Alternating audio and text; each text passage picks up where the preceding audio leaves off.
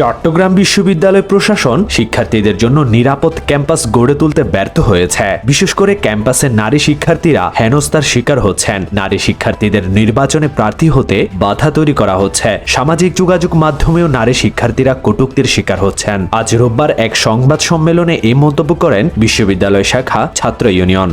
চট্টগ্রাম, চন্দনাইশ ও সাতকানিয়া উপজেলার সীমান্তবর্তী সৈয়দাবাদ এলাকায় গ্যাস সিলিন্ডারের একটি গুদামে বিস্ফোরণে দগ্ধ হয়ে চিকিৎসাধীন 2 শ্রমিকের মৃত্যু হয়েছে।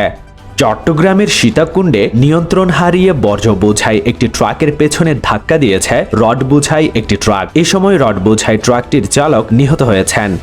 কক্সবাজারের উখিয়া ও টেকনাফে প্রতিদিন 20 থেকে 25 মিলিয়ন লিটার ভূগর্ভস্থ পানি উত্তোলন করা হচ্ছে। ধারণ ক্ষমতার অতিরিক্ত পানি উত্তোলনের ফলে প্রতি বছর পানির স্তর 4 থেকে 12 মিটার করে নিচে নেমে যাচ্ছে।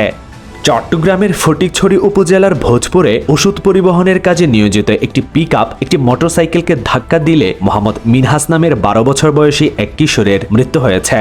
চট্টগ্রামের বোয়ালখালীতে বিয়ে দিতে চাওয়ায় পরিবারের উপর অভিমান করে উম্মে হাবিবা ইসমা নামের 17 বছর বয়সী এক কলেজ ছাত্রী আত্মহত্যা করেছে।